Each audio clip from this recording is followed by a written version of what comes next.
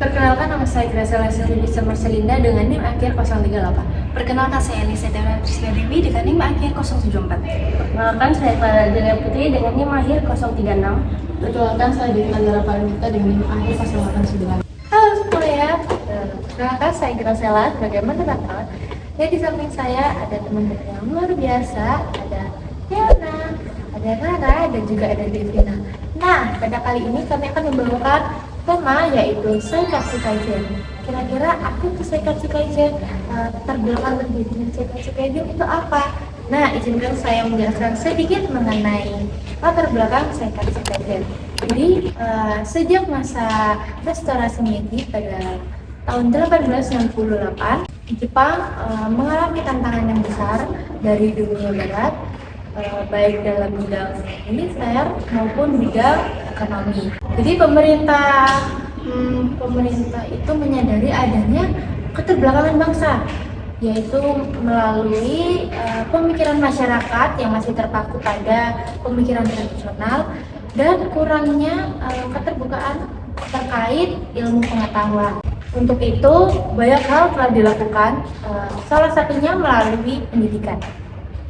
Pendidikan di sini tidak hanya dengan menerima pengetahuan, tetapi juga menerapkan kebiasaan, baik itu kebiasaan menghemat, kebiasaan menjaga kebersihan, dan juga kebiasaan untuk menjaga kesehatan. Nah, untuk lebih lengkapnya akan dijelaskan oleh teman-teman yang ada di sini. Kira-kira bagaimana perubahan pola hidup terjadi dan bagaimana sih caranya?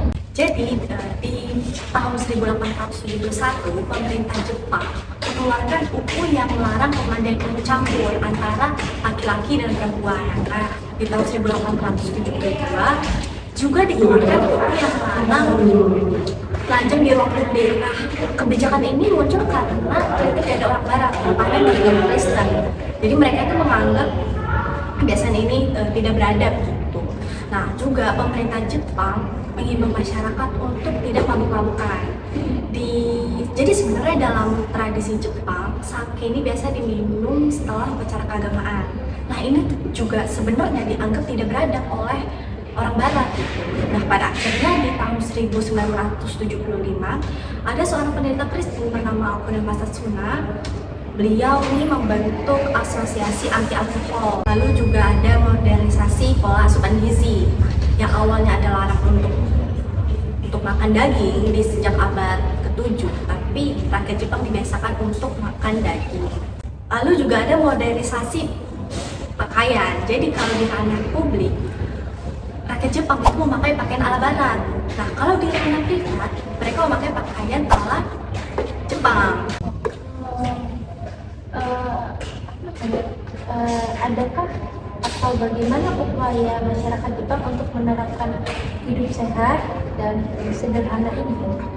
Nah, jadi dalam majalah yang diterbitkan oleh Blue di edisi tahun 1923, untuk sandang itu satu orang itu cukup 3 setel baju aja.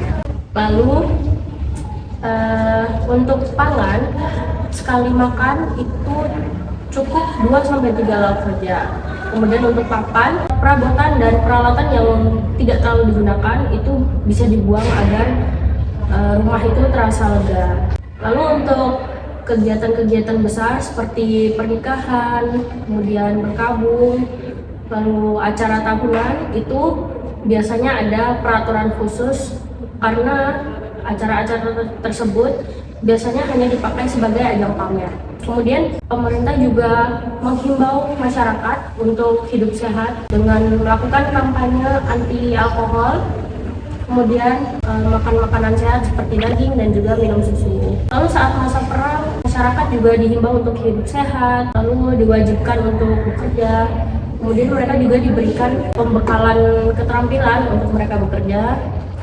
Lalu mereka juga diberi rekreasi untuk meningkatkan produktivitas dan juga meningkatkan angka kelahiran serta stamina dan kesehatan. Begitu. Oh, tidak ya. Kalau boleh tahu, apakah ada yang terjadi sesuatu pasca perang dan apakah ada dampak-dampak tertentu? Nah, pastinya ada ya. Setelah Jepang kalah pada tahun 1945, Jepang menjadi hancur dan miskin. Melalui reformasi pendidikan dan kebijakan ekonomi, Jepang mulai kembali dengan cara yang pertama yaitu memperbaiki pendidikan. Karena sebelumnya pendidikan di Jepang itu terlalu formal gitu, jadi membuat masyarakat itu jadi tidak kreatif, tidak inisiatif, tidak kritis.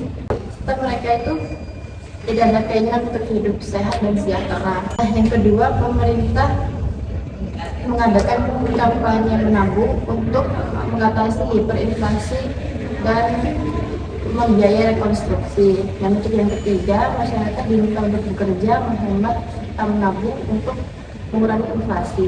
Kebijakan ini diambil dari pengalaman Jerman dan berhasil memperbaiki keadaan Jepang pada saat itu. Nah, untuk dampaknya sendiri, yang pertama itu kualitas SDM-nya itu meningkat karena melalui pendidikan dan pelatihan guru. Yang kedua, masyarakat menjadi disiplin dalam mengatur keuangan melalui gerakan menabung. Dan yang ketiga, kesehatan masyarakat yang baik serta kriminalitas menurun. Nah, selesai sudah terkait pembahasan kita yaitu Seikat Fukaisen. Semoga apa yang kita bicarakan pada hari ini mampu untuk memberikan wawasan yang lebih luas lagi. Bye bye.